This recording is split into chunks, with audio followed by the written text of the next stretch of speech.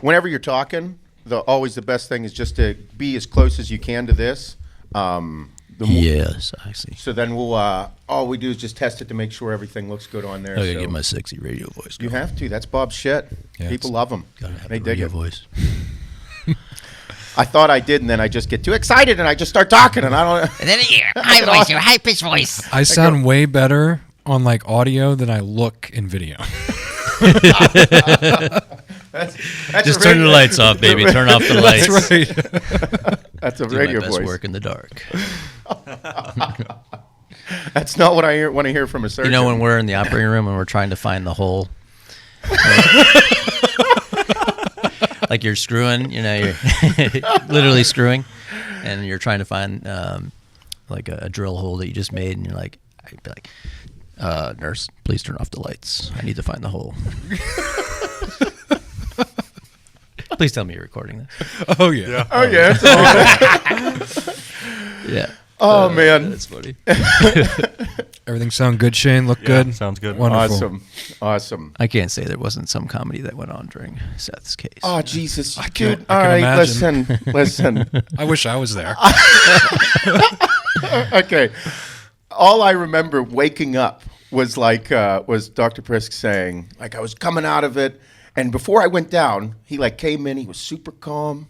He says, "Hey, everything's gonna be good." And I'm like, "Thank you." Like, obviously, I hate the fucking doctor. Obviously, I never go.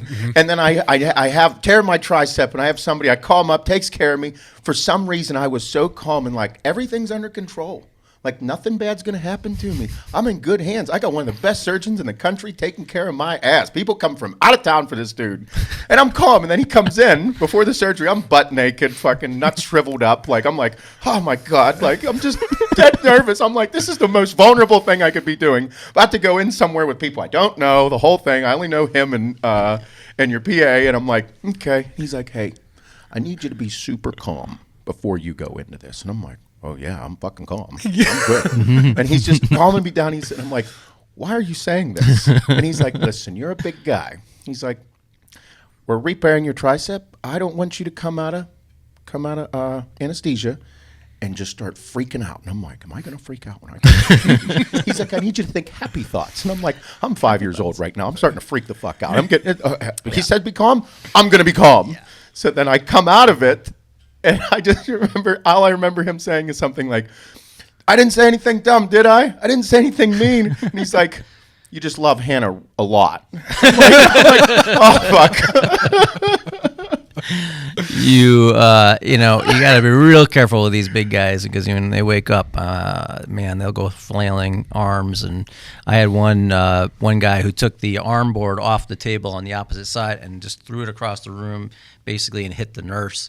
And it can be bad. So getting those happy thoughts in, laying on the beach, having your mojito, and then waking up with that same environment, nice and quiet. Because, while we're operating, we have music on, right? Well, that's you did mention that. Yeah. And I was that's one of the questions I have because we all have our rituals within everything that we do. And I'm like, this is a hardcore blue collar podcast. Get in the mud, get yourself dirty. Yep, bunch of hardworking motherfuckers.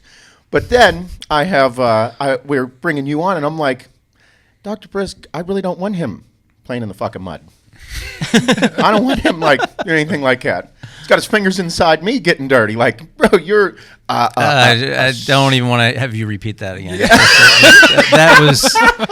Let's rewind that real quick. Say that again. Fingers inside. I didn't mean it to come out like that. Whoa. He's digging in there. He just was all up in there. No, that's what my buddy Ravi Kondavidi, he's a gastroenterologist. That's what he does. He gets dirty inside. Yeah, never mind. That's the car guy. Bob and him should definitely not guy. me. Yeah. But he does colonoscopies. Yeah. That's inside you getting dirty. That's what he does. Yeah. That's it. Well, all right, everybody. Good morning. Welcome to the HWMF Podcast. I'm your host, Seth Feroce, here with my heterosexual life mate, Bob. Good morning. And we have a very special guest for you all. This is Dr. Victor Prisk. He is a hard-working motherfucker. It is incredible. I'm going to let him introduce himself with his accolades because they are extensive. Anything that Dr. Prisk has done throughout his life, he's pretty much done it to the highest level. It is, you and I have been friends. We've known each other since 2009. Laid next to each other at the 2009 Nationals. There he goes again, laying next to. This is what I got to deal with. I'm sorry. I somehow sound borderline gay 3/4 of this podcast every time. Okay, all right, I get it. All right, and as long as we have the foundation, the groundwork. I am here, a straight man. Then it's not weird anymore. But you have your accomplishments are extensive. Whenever I met you, I didn't even know you were a surgeon. We were just two dudes getting ready for a bodybuilding show. Oiled up next to each other. Tan, looking great. I was jacked. I was tan. He was jacked. He was tan. Now we're both like older, whiter. A little bit wiser. Way wiser, and definitely not as jacked as we used to be. Doctor, We're jacked up here. I am. Yeah, I'm a mental fucking animal anymore. It's like it's in there. Mental pump. I like them. Mm-hmm. Yeah. Well, thanks for all that. You are a. Now my head is so big I can't get out the door. I don't really want a surgeon that's not like, hey, I'm a little uncertain about this, sir. I'm like, what the fuck did you just say? You're uncertain about what's going to go on? No, I want somebody very sure. You are an orthopedic surgeon. You are a foot and ankle fellowship trained surgeon. Yep. So from what I understood, that's one of the highest accolades you can achieve. Yeah, getting your fellowship training is good. You know, you want a surgeon who has, especially when you're doing more, specialized procedures. And I do a lot of that around the foot and ankle. I consider myself a specialist in dance and sports medicine around the foot and ankle. So if you have an injury to your cartilage, your ligaments or tendons, that's what I do, and I fix all sorts of deformities as well. You know, bad flat foot, bad high arches, things like that can lead to, chronic instability, pain, things. So, but I've always been like the tendon guy. Like I take care of tendons throughout the body because of being a bodybuilder. Yeah, well, yeah. Also, Dr. Prisk is a IFBB professional bodybuilder, turned pro in 2010. You're also NCAA national champion gymnast. I was the ring man. And then you're very into dance. You're a professional dancer as well. Yeah. So I mean, Lindy Hop swing dancing. The 30 style. Yeah. Shit, where you throwing girls around, that kind of stuff. Yeah. Yeah. Maybe when I get better, he and I can do it Oh, together. Yeah. It's fun stuff. Okay, There we go. with Hannah, No, Dr. Prisk is way better. I can teach Hannah and Seth how to do. But Lindy Hop no, swing. that's what I mean. Every aspect of your life since we've been seeing each other very often now, I've learned more and more about you. And there's not one thing that you haven't gone just all the way with. I for number one, I only like to do things that I can potentially be good at. I'm not one of these. Me too. Yep. I really I don't golf because I suck at it. I've done it my whole life, but I'm terrible at it, so I don't do it anymore. It just frustrates me. Super competitive. Yeah. So when you grow up with a twin brother, you gotta be competitive. You do that kind of thing. So. Yeah, that was a question I had. I say, like, when you have all of these things that you just continually rack up, like every single year it just continued to rack up, and I'm like, man, why would somebody do that? Like, what drove you to do all of these things? Got to like be part this? of it. The brother. Yeah, it's got to So be you have a twin brother. I have an identical twin brother. Discovered that late in life. We thought we were fraternal growing up. We always used to say, hey, we're like twins, but we're fraternal. We look a lot alike, but we're, everybody always said, are you identical? No, but we did 23andMe. I did 23andMe, and then I had Tony. I said, Tony, you got to get a 23andMe kit, do this. And then they send you an email that says how many relatives you have and whatever else, and it comes up with this, you have a 100% DNA match to this guy named Tony Prisk. And I'm like, well, okay, so Tony, we're identical. So I have a living kidney donor, so let's get some of that whiskey down. Yeah, I'm for it. I'm good. A liver, I need a liver. I'll let's do it. Ready. I'm do that whole wall. Yeah. And then Tony's going to be on speed dial. You bring Pat in here, he will do it all. I'm taking his left lower lobe. So you guys growing up super competitive. Yeah, I would say we were pretty competitive. I think we got more competitive later on, but it was really more competitive. Like when you get off the bus, you had to run home to get the last ding dong. Oh yeah. Or the Twinkie that was sitting in there, the last one in the closet. So, that kind of thing. Dominance on anything and everything. Yeah. Yep. Yeah. I did the same with my brother. I usually won just because I just beat the shit out of him. I was 3 years older. Oh, so well, I could. That helped a little bit. Well, we had an older sister too that liked to do that to us. So, she sent us through. We were playing hide and seek one time. Older sister, she's 3 years older. She says, "You guys, we're hide and seek. You go that way, and we go this way. We go running through here. We go running through these bushes. They knew there was bees' nests in those bushes. Oh, Tony and I just got ripped up by wasps. Women. It was bad. Yeah. So you guys look exactly the same. That's identical twins. Yeah, So that's what that means. What does he do now? Yeah, I'm figuring that out. I'm a slow learner. If you haven't figured that out yet. Like identical, like exactly the same. Like Bro, I identical, saw the like really picture. identical. I'm asking questions here. What does he do for a living? He plays the trumpet for the Philadelphia Orchestra. So He's told me also a that. world champion in soloist trumpeting. He's pretty incredible. So again, Bob's from out that way, and whenever I told him about your Philly, brother, yeah. he's like, The "That's a Philly's really one of the big- top 5. It's a Yes. very big deal. Yeah. So he is. I mean, He's a pretty big deal in trumpet he's a world, big yeah. deal, and that's the same. What I mean is like the same thing for you. Like being along that line, it's like, oh, what's your brother do? He's the head trumpeter at Philadelphia Orchestra, one of the best trumpeters in the world. It's like, oh no shit, look at you. Wonder which one goes home to the family and is like, I'm way better than you are. We got over that. Yeah, We're pretty over that. We're so diversified in our endeavors now. So it's cool to see him succeed. He's a hard worker, and he's a hard working motherfucker. Yep. That's right. That's what it has to be. Anybody that that's the cool thing about what we've built here with this is that we continue to find people that are just bona fide hustlers, dude. They just love it. They just want that feeling. They go after it. Oh, yeah. And not everybody, and it's most of the people like yourself and everything. I hate to use the word self-made. I don't like that term, but at the same time, I say that. Why not? If I say, You're self-made. Hell, I'm self-made. I can guarantee you that what I've done to. Well, I think I know where you're getting. Yeah. 'Cause, people help you get where you're going. That's all There's no I'm doubt saying. about that. Yeah. But you didn't have an outside help of like, oh look, here's this really easy route. right. No, That's- nobody gave me money. So nobody came in and said, "Here's money, buy this building and build it." No, I saved my money and I got a mortgage and I tried to convince the banks that I could do my own practice and left the big systems of UPMC and AHN and did my own thing. And I've never worked so hard in my life, but it's really rewarding. And I would never have gotten there without the help of my friends and people who have supported that endeavor, whether it be people I know in the hospital systems that I used to work in versus my friends who have also already done it themselves, whether they're older and have done their practices and built them and showed me how to do it without making all the mistakes, or if it was, even just my close friends like supporting me along the way. You're right. So there's this self-made is one thing, Some people take it too far, I believe, the self-made. And I'm Yeah. like, man, I wouldn't be here without Hannah. I wouldn't be here without my parents. Even though my parents told me a couple times that what I was doing was dumb, you still got to be like, I'm going to take the chance on myself. Yeah, That's I couldn't that- have done it without my wife either. If Chris hadn't supported me with it, No. she's a physician.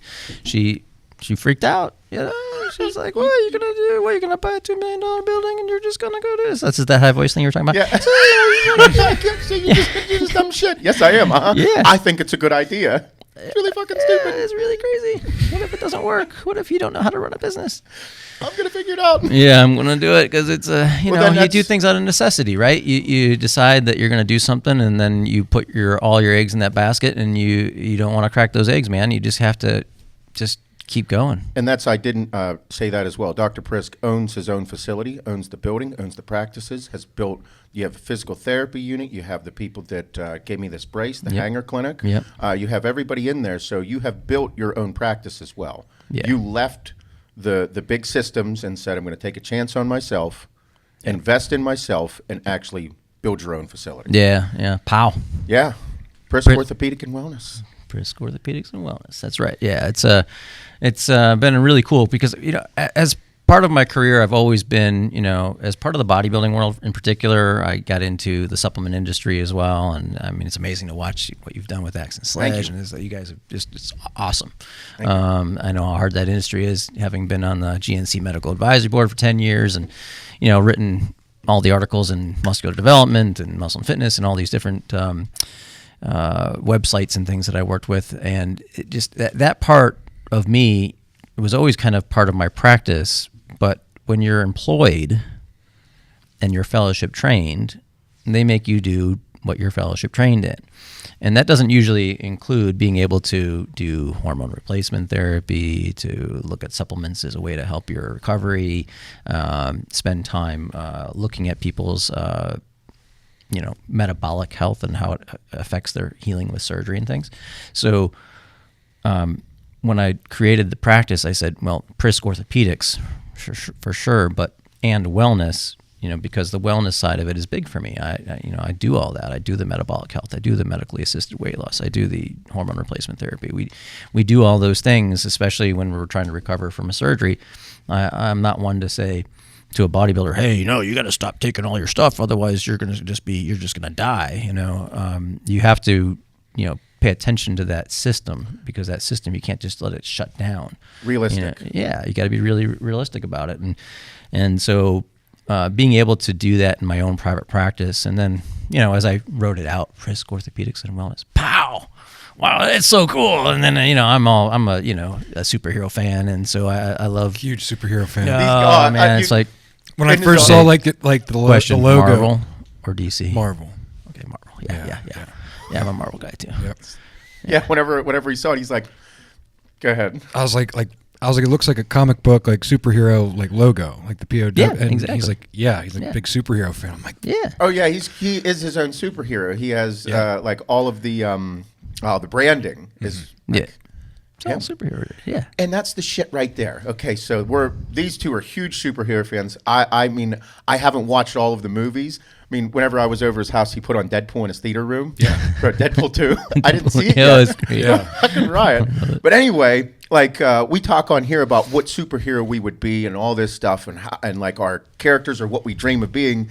And with you, same thing.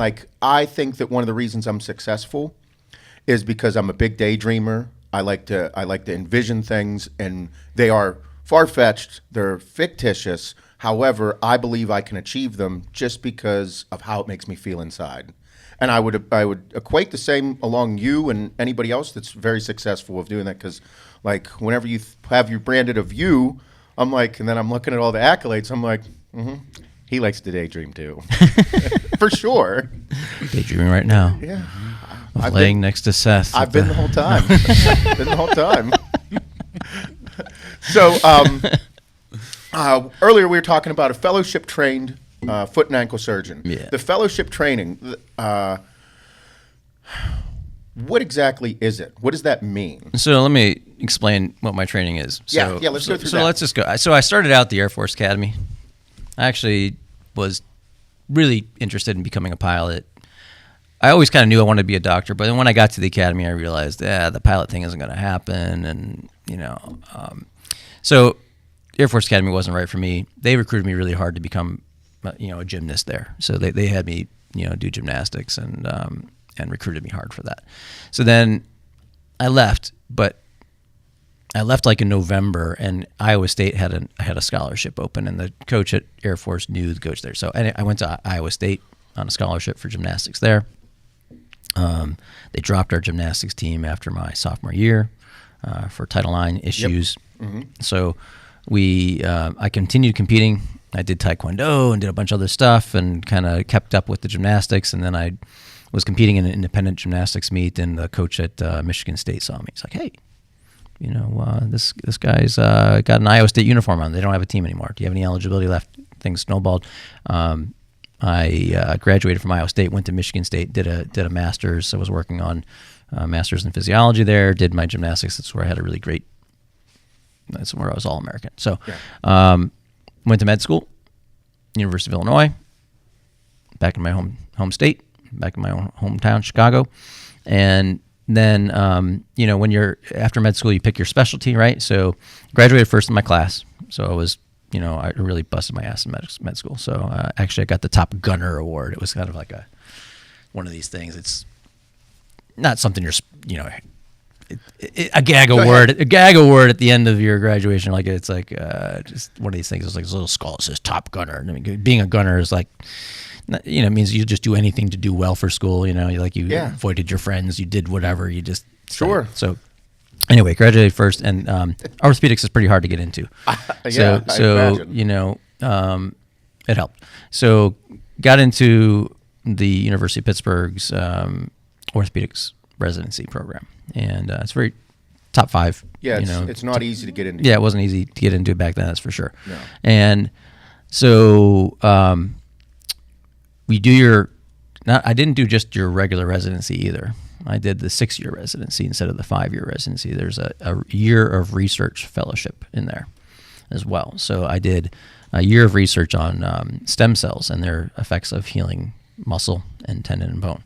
So that was a year spent just doing stem cell research. Then I finished the residency and do a fellowship afterwards in subspecialty training. So I struggled to determine which subspecialty I would go into. That was a question of why you chose. Yeah, foot and ankle. Yeah. So, and this is why, because along the way I became a professional dancer after I stopped doing gymnastics, and became very interested in taking care of dancers as well, and the gymnasts. And 70% of the injuries that occur in dance and gymnastics are around the foot and ankle. So I wanted to be able to continue to take care of that community and be a part of that community by helping them out.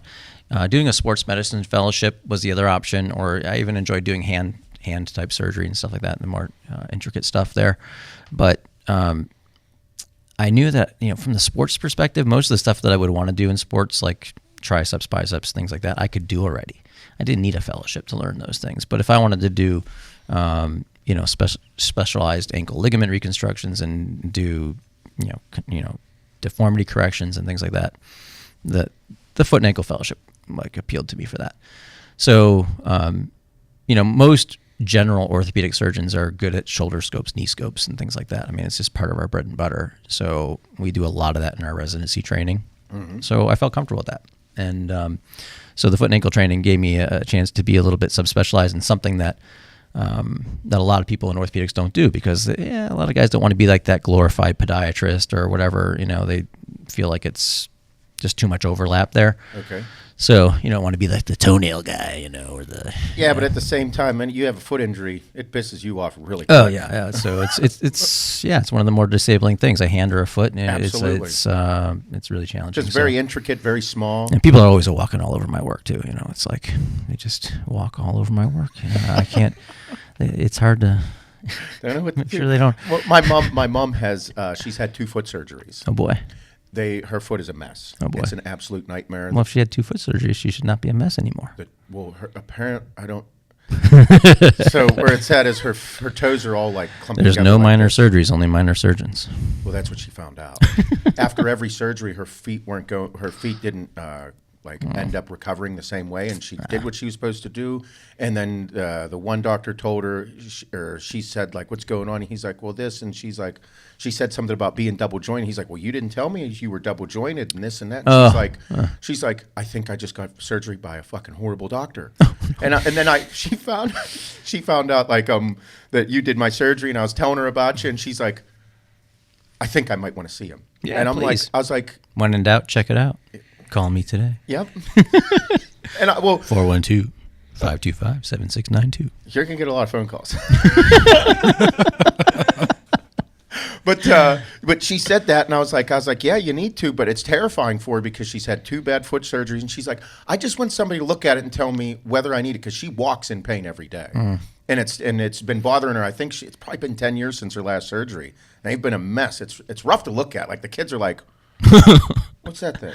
That's not a normal foot. I should use her for that commercial that I have. Yeah, I have a commercial where I have Bernadette Sherman. She's in a red bikini. She's a former figure competitor. She's in great shape. She works out, does CrossFit and stuff. But she's coming out of a pool with a red bikini, kind of that Christmas vacation-esque kind of thing scene. And she's coming out of the pool with the wet hair and everything. And then everybody's looking at her and checking her out. And then all of a sudden she steps out of the pool and everybody goes, and then she starts walking away with her foot like covered up. Looking at her foot like 'cause it's all fucked up. Jacked up, yeah. Yeah. Are you embarrassed about? Are you embarrassed about looking at your feet? Call Prisk Orthopedics and Wellness today. I also had a commercial. It's going to be me doing dumb shit, Oh, and then it says, "Don't do dumb shit. Call Dr. Prisk." It's a don't take a risk. Call Prisk. Yeah, that's So that's what we're gonna do. We're gonna have. It's my kind of marketing. Yeah, we're gonna have Seth doing something stupid and then reaching into a bee's hive or something. He'll do it. Don't take a risk. Don't take a risk. Call Prisk.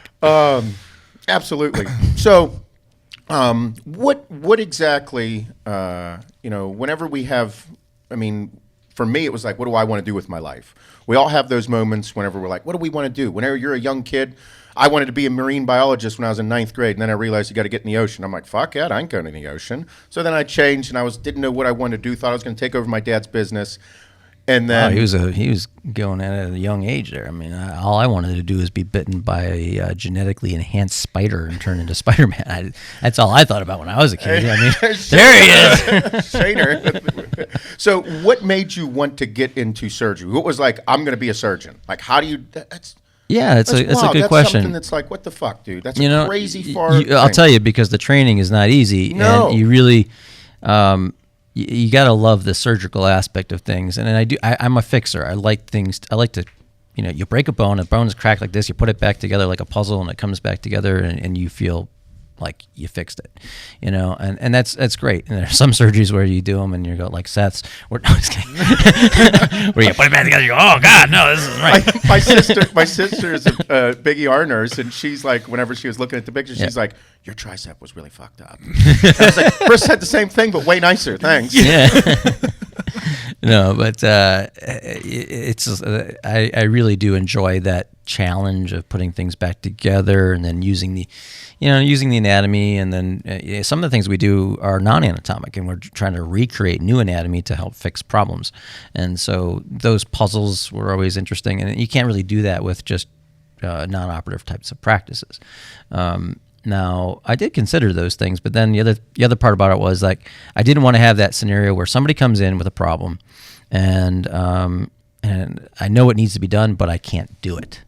I hate that. I like to be able to fix it. Now, I know my limitations. Like, so if you come in with a spine problem, I don't operate on spines. I get you in with the right person, but I can do everything to get you to the right point where you need it. That being said, I when it came to like foot and ankle or sports related injuries and things like that, I kind of wanted to be the head of the ship. I wanted to be able to say, I wanted to be able to direct the physical therapy. I wanted to be able to do the injections, but I also wanted to be able to do the surgery if it needed to be. And their primary care sports medicine is a great specialty. Physical medicine and rehab is a great specialty. You can do a lot of work with athletes and stuff, but I wanted to be able to take it to the next level and just be able to help the patient from start to finish. So you wanted to do this since you were younger, like in college. Did you know you wanted to be a surgeon in college? Well, I'll tell you the truth about it. When I was a sophomore in high school, I had a bad injury to my ankle. It just so happened to be my ankle. Yeah. I was on the rings. I was flying. I got they're supposed to be the still rings. I turned them into the flying rings. Okay. Dumb shit. Yeah, it was dumb shit. I was young in my gymnastics career. I didn't really know how to control the rings that well. So anyway, I flew off the mat, landed on the hard gym floor, and injured my ankle. And the next day, I went to an orthopedic surgeon. My mom took me there. She was just like, one of the things I remember about it was that she was just enamored by this surgeon, like was talking about his new house and this and that and all this stuff. She just seemed to be, just really interested in what this guy's life was like. Sure. And as much as I, like the fact that he helped me fix my ankle and stuff, I was like, wow, my mom was really just enamored by this guy. Maybe that's what I want to do. Sure, yeah. So Freudian things, right? Yeah, absolutely. When you say one thing, but you mean your mother. I mean another. I've been doing it all the time. And so you kind of think about, she was interested in that. I'm like, well, yeah, I'm really interested in kind of what this guy does too. So after about 10 more injuries over the time, I was like, finger fractures and knee injury and knee scope, all this other stuff that I had in high school. I said, I think I might want to do ortho. But then I'll tell you, my mom actually bought me a subscription to the Journal of the American Medical Association. Now, this being said, that nobody in my family before my twin brother and I ever graduated college. that's going to come into this as well. Like, So you're like, oh, I think I want to do this. Bro, I didn't think that way. I was like, I'm not operating on people. Yeah. Like that's a special. I think that's a special type of brain, and you have to know that you're relatively intelligent. You have to do really well, and also be incredibly hardworking. Like, there's not just you can't just. It's not like I was just born with this gift to cut people open and put them back together. Like some people are with certain things. Like I was born with a genetic gift that I just look good when I lift weights. You know what I mean? I just have really good genetics. This is something completely different. You have to be smart, but like that's not no, enough. I don't know if it's completely different though. There's a certain genetics to it. I mean, the genetics to the drive, if there is. I don't know if there's a genetics to the fortitude. I don't know. Maybe I don't know. There's something there. There's something there. I think you're full of shit, but we'll continue. Yeah, I'm just kidding. So what? So you from there, you just knew I wanted to be. I'm going to get into surgery. Well, I knew I wanted to be a doctor at least at that point. Because when she got me the Journal of the American Medical Association, I was like reading things. I got really into cardiology. And I got really into endocrinology. I would read Muscle and Fitness and these things. My uncle was into bodybuilding, so he used to give me the magazines, and I'd read these articles. In fact, I was reading an article in Muscle and Fitness one night, and I'm like looking at this. I'm like, wait a second. And it was an article about hernias, and I stick my finger down there like the doctor does, and I cough and I turn my head and cough. You know why people have to turn their head? Do you know why you turn your head when you do that? No, Do you know why you turn your head when they do that exam? Do you know why they turn? Yeah. Nope. So you don't cough in the doctor's face. turn your head and cough like when he's grabbing your That's literally it. I thought it had to do with some sort of alignment. Yeah, like it's an something's alignment gonna happen, thing. like- if I like- turn my head like this, you're going to feel my hernia That's right. or whatever's Yeah, going on. Or Turn my your head head and move, when I turn the head, Turn your head. it lifts up. Oh, it drops down. I'm like, nope, it's not happening. No. Yeah, exactly. I can't wait to use this question on people. Genius. Really smart people. Yeah.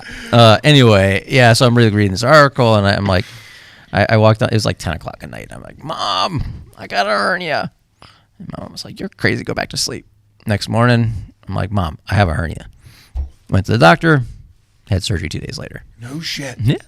So that kind of stuff. I mean, just I would read those articles, and I was really getting into it, and and then as I got into it more, and ER was coming out, and there would be like all these things. They'd talk all the terms they would say in the show. I would look up, and I'd be like, oh, I want to learn what that is, and then family starts asking me questions at dinner. Like, what do you think of this? I'm starting to do pre-med and whatever. You're in pre-med, you know nothing. I mean, you literally know nothing, but you're sitting at the dinner table on Sunday with grandma and the whole family, and they're asking You're you a medical. genius. You're out there asking you medical questions as a freshman. I'm a pre-med. doctor without the DR in front of my name.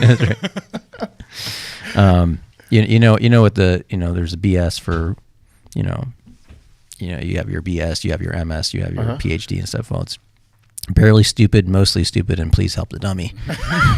Or MD, mostly dumb. The more you learn, the more you realize you don't know.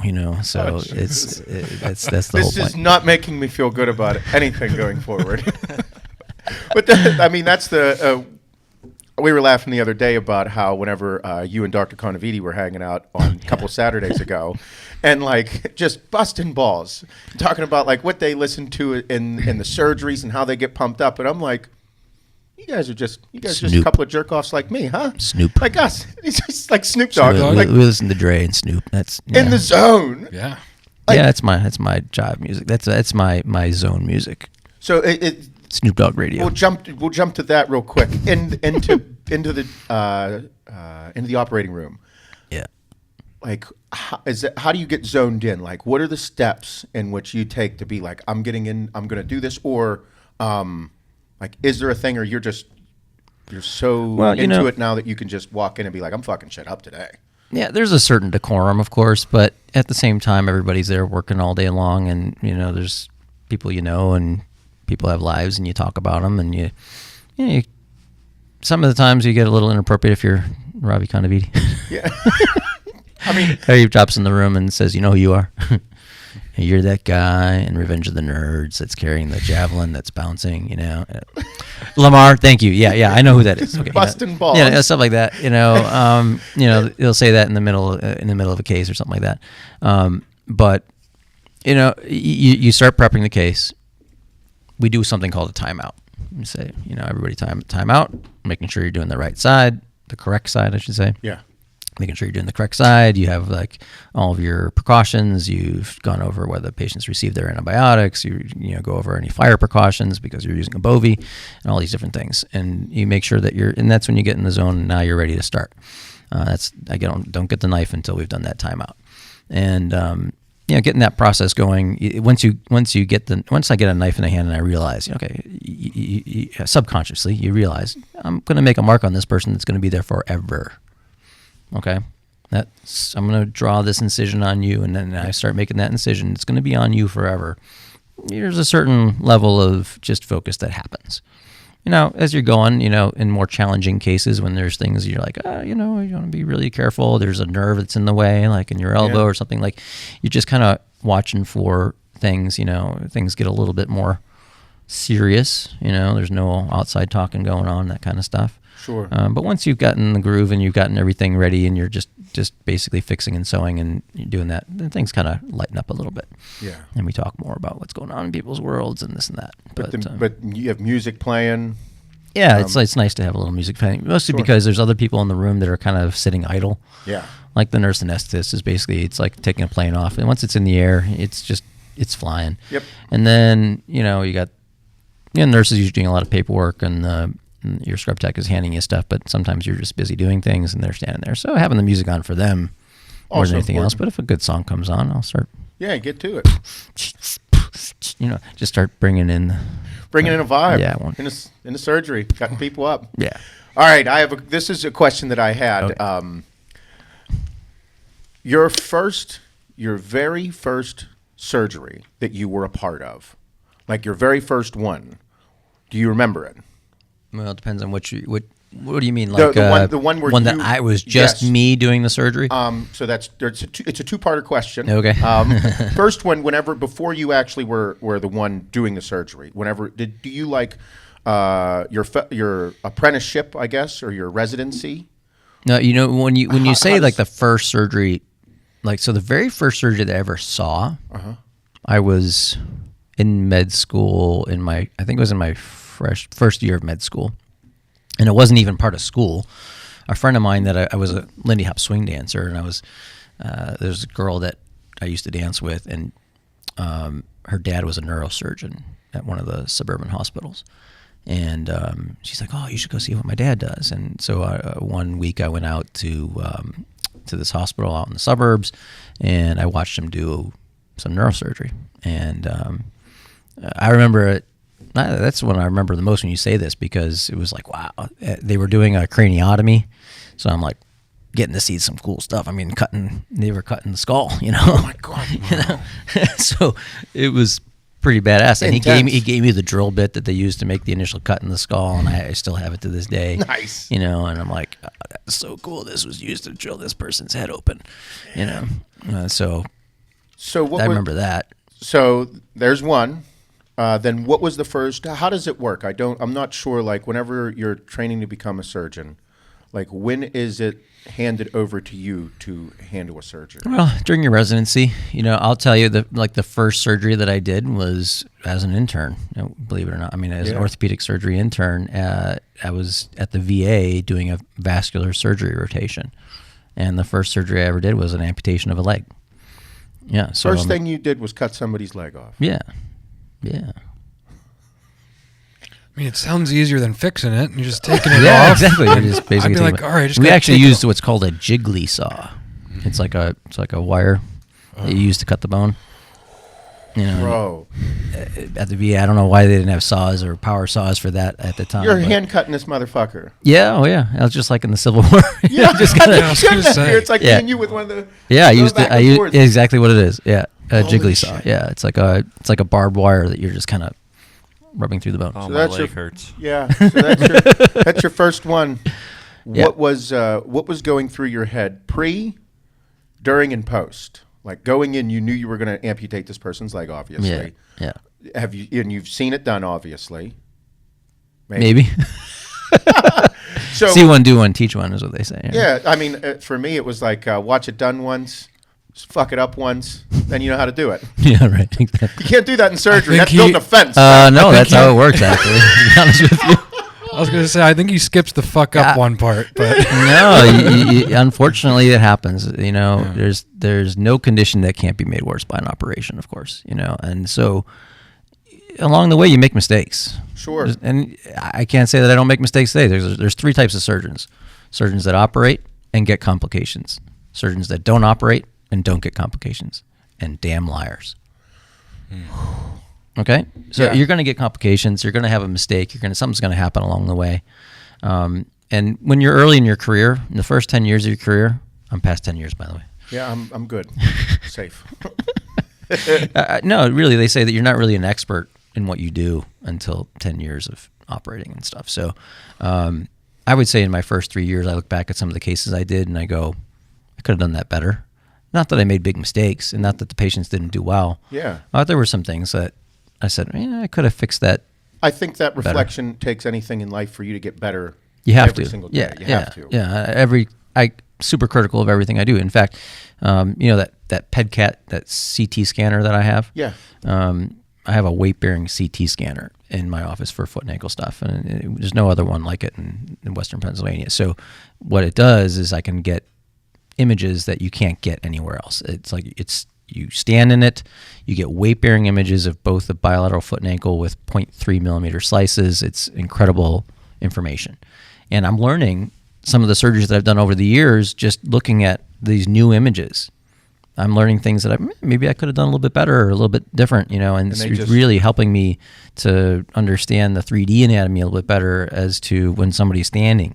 And you couldn't get that otherwise, weight-bearing films. So now when I'm correcting deformities and stuff, I can pay more attention to, the alignment of the heel and how it relates to the alignment of the big toe and different things. When you're doing bunion surgeries and things, there's a rotational component that you can't see on X-rays. You can see, and you can see it on this.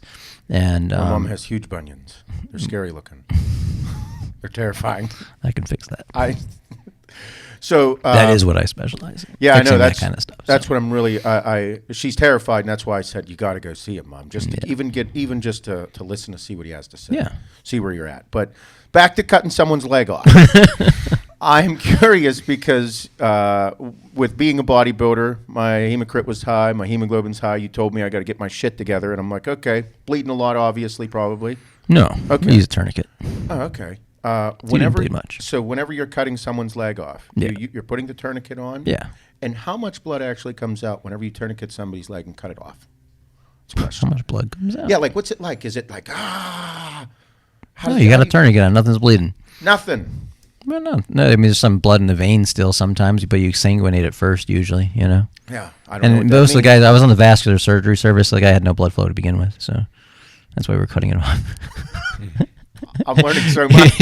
Like, I don't know, like in my head, and I'm probably guessing that other people that are listening, they're wondering, like, whenever you go into that, I don't.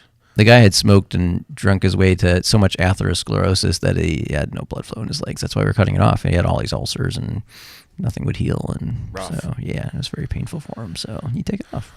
Yeah. You can do that. There's a lot of reasons to take legs off, but, infections and poor blood flow, that kind of stuff. But Sure. So that's trauma. That's dumb. riding a motor, dumb shit. Riding your motorcycle, drinking, and Bob, what's hitting up? a guardrail. How you doing? I was just busting his balls when he brought up the motorcycle. I want to listen to that shit. I'm not doing it ever again. I'm done. Okay, so what was so that was your first surgery that you've ever done on your own? Yeah, I mean, you're in your residency at the time, and there's somebody watching over you. Yeah. What? I don't know if I guess I can ask this question. I don't want to break any HIPAA laws. I'm not Okay. going to use names. What has been your favorite surgery to date? Like, would it be the most difficult? Do you have one that stands out in your head? Why would that break a HIPAA law? I don't know. Okay. I'm just trying not to do dumb shit, you know Doc. what HIPAA is? No, I don't. No, I don't think If you're I just said- using big terms just to make everybody feel small. you knew that. That's what you do with your biceps. You go up to people and look, I'm big. And then do they just feel small and you feel bigger? Is that something that The you size of do? this Is fucking that head, something Doc. you do? This is what I do constantly. You do that to him all the time, don't you? How do you think I Make got him to where feel I am? small. I make Bob feel like shit every day of his life. Make myself feel better. I understand the podcast now. Yeah. I Gets it. get He uses it. all the big words. Get he it. knows all the time. All of time. them. I All read of the them. dictionary. I like to break a mental sweat. Okay. All right. Every now and then I break out my encyclopedia book from 1994 Okay. that I wrote. It's a little dated. I wrote a whole entire essay on Wyoming. Wyoming? Yeah, so shit. I don't remember anything about it. What's your favorite city in Wyoming? Cheyenne. Is that the capital? Have you been there? What's the capital? No, I've never been to Wyoming. I want to go one day. I heard it's nice, beautiful. yeah. Yeah. What's their What's a state buffalo? flag? I don't know. It's not, I don't know the geez. state bird. I'm just trying to. He Yeah. didn't say he had, good memory. It's true. It's just, he Just- says a he big wrote- head. he wrote- Somehow you smoke more weed than me, and you still have a better memory. I don't know. Oh boy, do you have your card? I don't. Well, we have to work on that then. I do that. Wellness.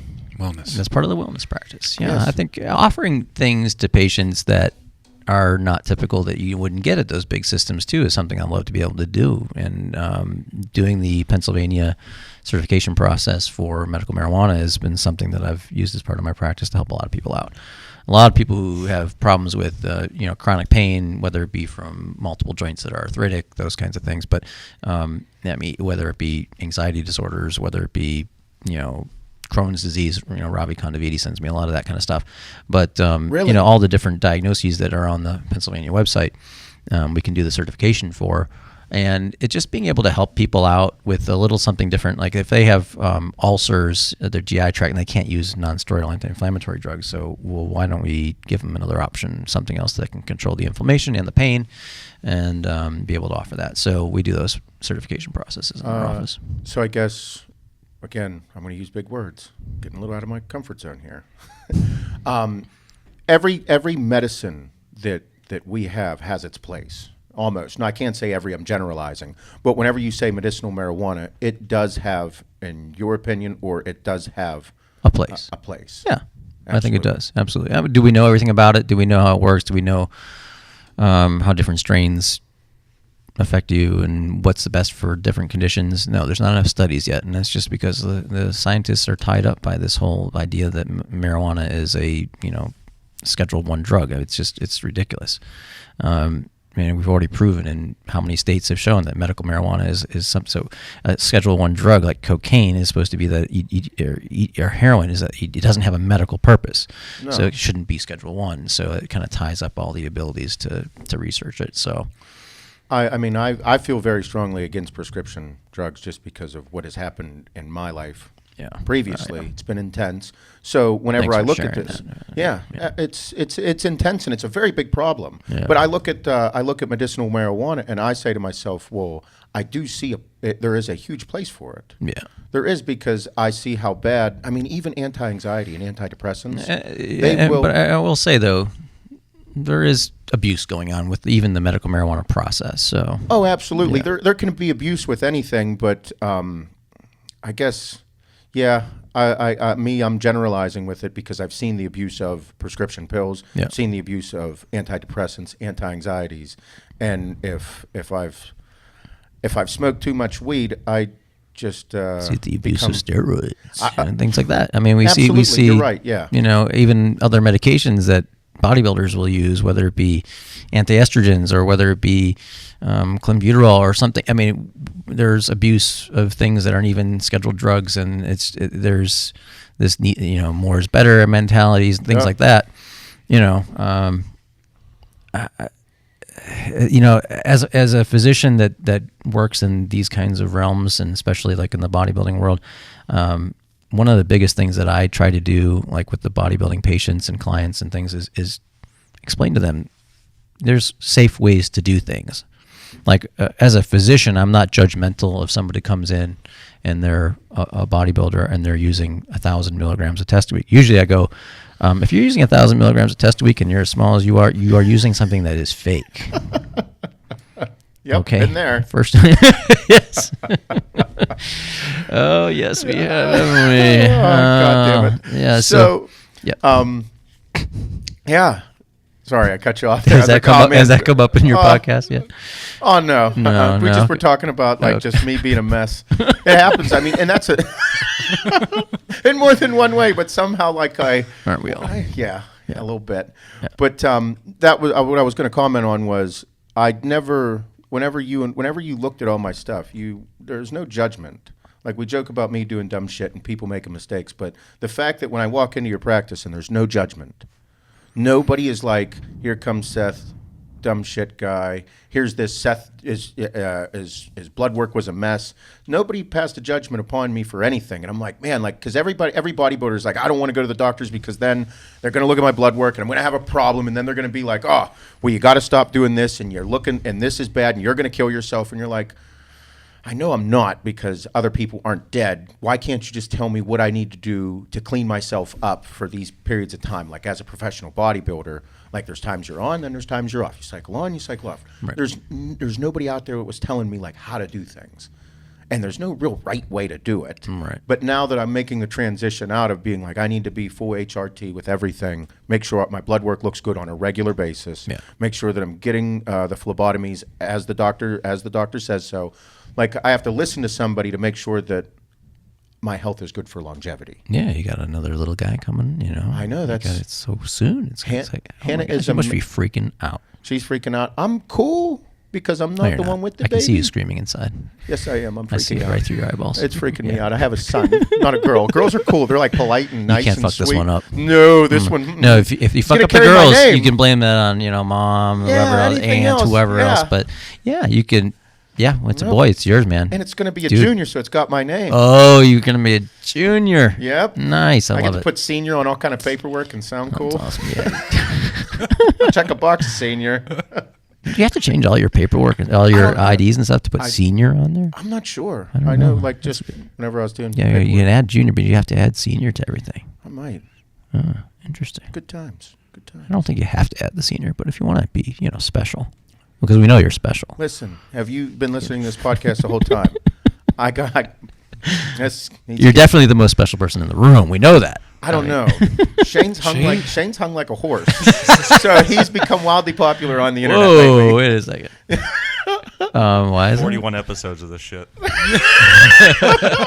This is 41. Oh, this is 42. Oh, this is 42. Yeah. All right.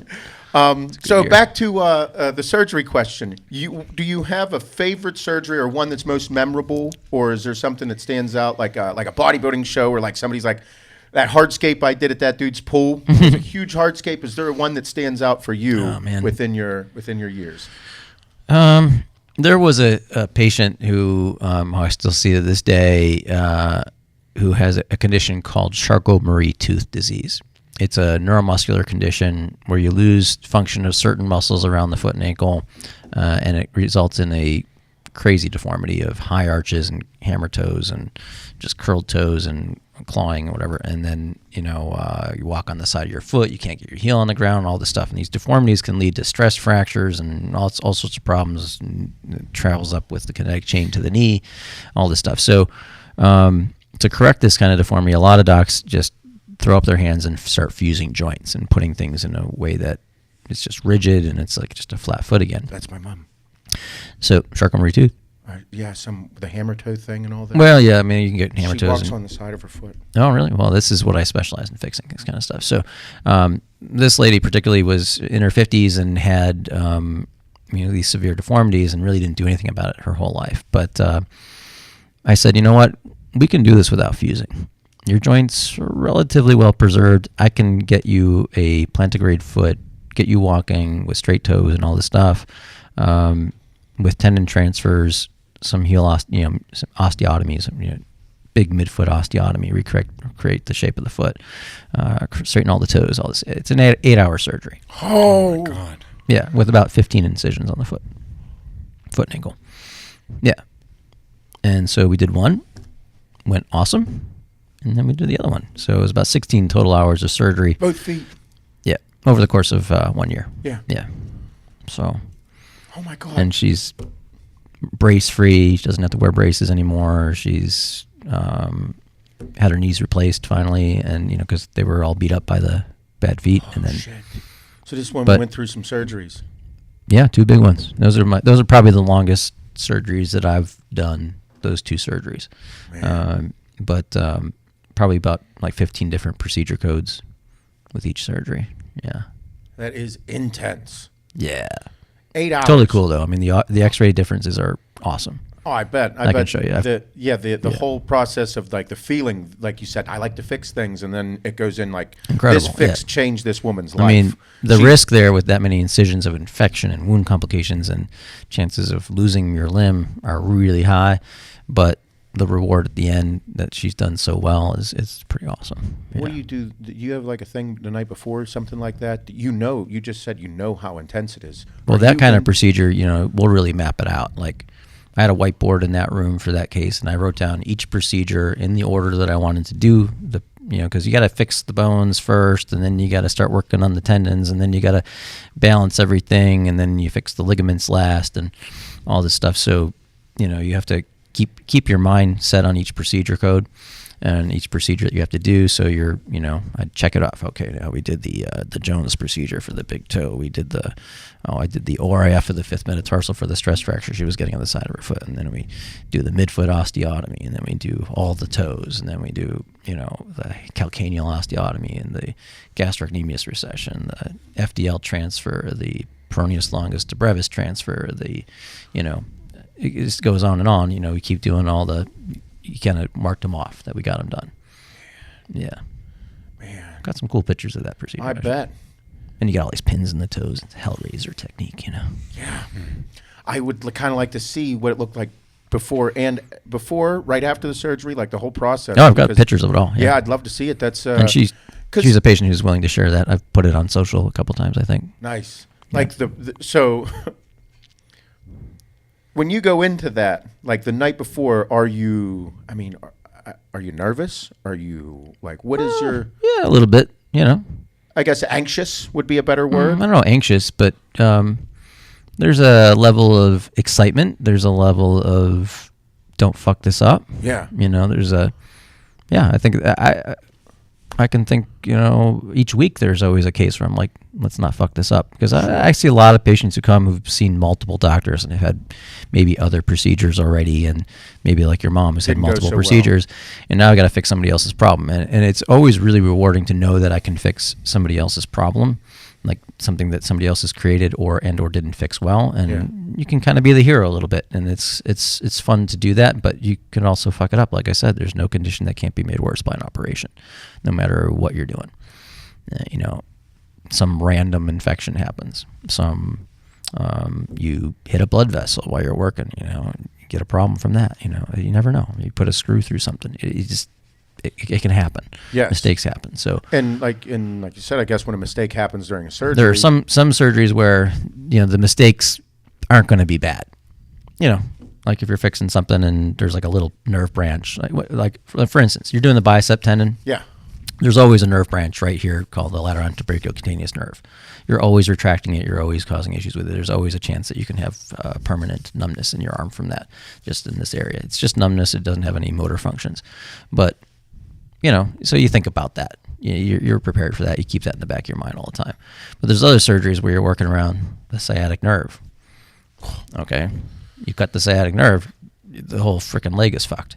So it's not like you're just losing a little sensation somewhere. So, those cases give you a little bit of a level of synced tone that goes with you into that case, and sometimes the night before. Yeah. That's what I was getting at, because before a big job or before anything, like when I was installing kitchens with my dad, like whenever I was doing that, like people spend, $50,000, $100,000 on a kitchen. And like they expect perfection when they're done. And this is carpentry work. This is going to be the show that they're going to be excited whenever they're done. They're like, look at my big, huge kitchen. It's beautiful. All these great things. So it's like you're changing how they're about to live their life for everything. It makes them feel good when they're there, entertaining people. This is great. Whenever you're dealing with somebody's body, like I guess I'm equating it to that. Sometimes you're entertaining people too. Yeah. I mean, whenever, but like you're changed, like that lady's feet that you changed, like you're changing people's life forever. Yeah. Like hopefully for the good. Like that person's going to be able to do things that they never were able to. Me tearing my tricep, I look at it this way, like I was terrified when it happened. And then when it happened, like at the snap of a fingers, I got in my truck and I'm like, I'm not going to the ER. I'm calling Dr. Prisk. I was like, I'm going to call him. Here we go. Called you. You're like, yeah, come on down. I'm still at the office. Wild. Yeah. So... I mean, I always look at it this way too. I mean, I add life to your years, not necessarily years to your life. Sometimes, it's like that kind of thing. I like to be being able to give you the mobility and stuff. But at the same time, part of the wellness practice, I'm hoping that now it's part of adding years to your life as well. Absolutely, everything, and that's. I mean, I've never listened. I haven't listened to somebody since I was probably like 12 years old. Like my dad telling me don't do dumb shit. Didn't really listen that well, but now it's like I see more to it, and it's I don't know why. It's crazy. I'm not the type of guy that just like, I'm just going to completely trust you. I think you have my best interest. There's only 3 people in this building, 4, that I'm like, for some reason, I just trusted Bob, trusted Mike and Pat. Like we did these great things together, and now it's like I put in the category my health for I'm having another kid. I just had a kind of a whole 360 of life, looked around and said, I can do better with what I want to accomplish in life. Yeah. I'd like to be around for like another 35 years plus. So we'll get there. I still got to... Wait, the math there is like 70. Come on, man. 90. Well let's go for 90. I mean, I'd love to think that I'm going to make it to 90, but... All right, you and me, bro. Make it to 90. I think I'm there. Yeah. Bob's you think you make it to 90? I want to. Yeah? I want to all that doobie? Yeah. It's going to help you live forever, right? I think so. Way less stress in his life. I invite stress, and Bob's like, no, dude, you're good. Fuck it. We're good. We're going to get it done. And I'm like, we got to fucking get to work, Bob. No worries. Yep. I'm going to burn this, and I'm going to get right to work. It's going to be fine. And I'm sitting, okay, we got to get to work. Seth is like, better living through chemistry. Yeah. Bob's like, better living through the guns. Yeah. That's me. That's it. So, again, another question I had. How many surgeries, how long have you been practicing surgery? How long have you been operating on people? Since 2001. 2001. Oh, shit. Yeah. 19 years. Yeah. Well, I started my residency in surgery, surgery in 2001.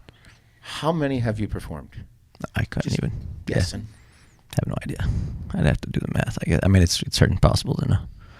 Hundreds, thousands? Thousands. Oh, yeah. Thousands. Thousands, easy thousands, yeah. Man. But, I'm also excited that we have a guy. See, in this office, we have a guy for everything. We like to have a guy for not that. Jesus. I keep fucking doing it. This whole Call time. him the fluffer. Yeah. We're a fluffer guy. Let me tell you, he is great.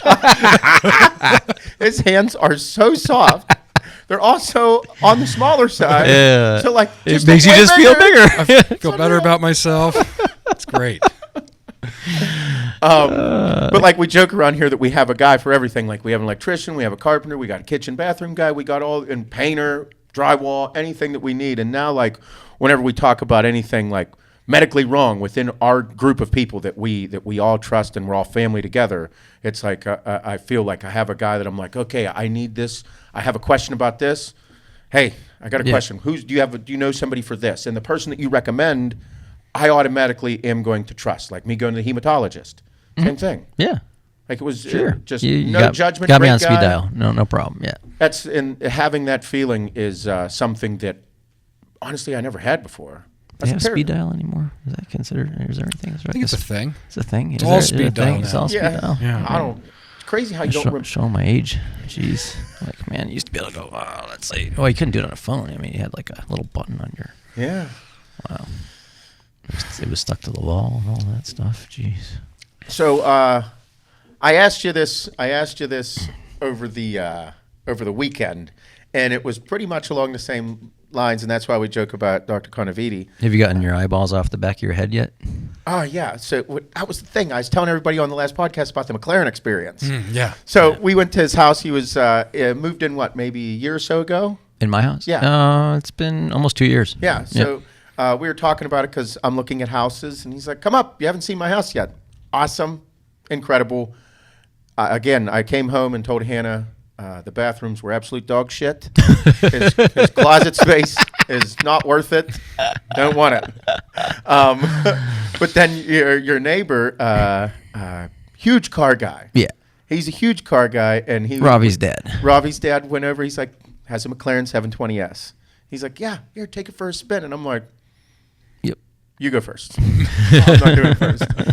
It was such an insane experience, and we never turned it into track mode either. I know. Just put it in sport mode. Yeah, I went home and we watched. Probably would have crapped our pants if we went in the track mode. I just didn't feel the need. No, Cool. no way.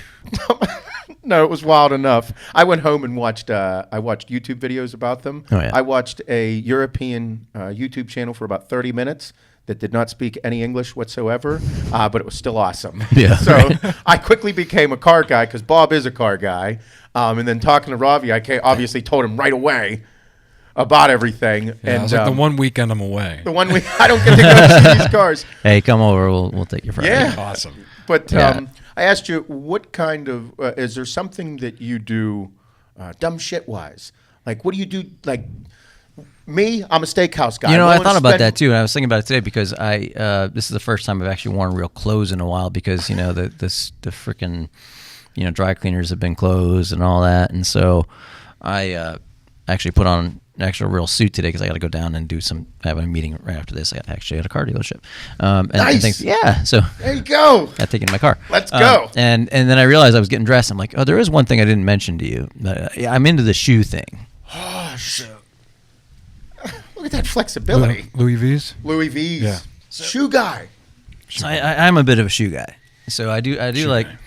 I do like having good shoes. I do like having good. Sorry, I keep forgetting. No, you're good. So yeah, I'm into the shoes a little bit, but cars. I'm a car thing, but I don't get stupid with cars. Obviously, I mean I've got my Z4 M40, and You're a BMW guy. I am a BMW guy. Yeah, too. Bob likes BMW. Yeah, they just ride their driver's car. I mean, they have that feel. They just have a better feel for me. But Yeah. because it's all work with you, Yeah. like us. But then I was like the dumb stuff or the stuff that you're really excited about doing, and that's where we're holding you up. It's a little bit. It's okay. It's okay. Well, No worries. We're good. We'll ask questions here in a second. Yeah. But the shoe thing. I Yeah. gotcha. Yeah. So I like shoes. it. Yeah, that's one of Everybody- my things. I think everybody needs Yeah. to have something that they just really enjoy, that they splurge on. Me, I will spend any money at a steakhouse. You I know, got you a want to steakhouse. forget your problems. Wear tight shoes. Bob's mentioned that. He's like, I'll wear smaller shoes just because of how they look on my feet. I'm like, you'll do what? And by the end of the day, you're like, I can't think of any other problem in my world but getting those shoes off. Yeah. That's right. Well, we end every podcast with some ridiculous questions. We always like to ask they're a little over the top, they're a little ridiculous, and we like to just put down our guard and just be like, pretend that you're not who you are in real life and you just have no inhibitions, just let it fly. Some we don't like to go too far to piss off You our don't live like significant that others. all the time? No, I'm actually very controlled. I smell something. Smells a lot like something that come out of the back end of a bowl. A little bit of bullshit, huh? Oh, bullshit, huh? But I want to say thank you for coming on. This has been an awesome experience. I think everybody listening is really excited to actually listen to somebody like yourself and what you've accomplished. And as this goes on, Thanks. we'll bring you back on, or we'll convince you to do dumb shit with us. We'll help out with the commercials. Oh yeah, we got to do that. I am a star. I mean, look All at right. this face. We got to do this. Couple questions, Shane. Let's do two of them. Gotcha. All right, so the first one is, what are you admittedly not very good at in the bedroom? Thanks, Shane. Yeah, no really problem. great question for me. I know one thing that I'm not good at, and you guys will be amazed that I'm not. Blowjobs. I'm not good at them at all. I can give really good pointers. I can give direction. I can tell you what to have do, mercy. but I'm not. But yeah, I'd say that. I'll take that. I think we all could agree that that's something we're not good at. Oh God, have mercy. I'm not going to respond to that. Prisk is going to sit this one out. no. I want to sit out the question though. Oh, okay, that comment then. Yeah. I'm not good at not stopping once she's already come 5 times. Like I need to just keep her going. You know. Yeah, that's what I was going to say. I can't. a giver. She could be in pain from how good it feels, but I mean, I just can't stop. I'm just a giver. Yeah. I've never heard someone explain my sex life more than Dr. Prisk. Thank you. I'm sweating. I'm like at the toe, dude. Oh, that's a good one. All right. All right, next question. Next one, yeah. What profession always turns a woman on? MD licensed to screw.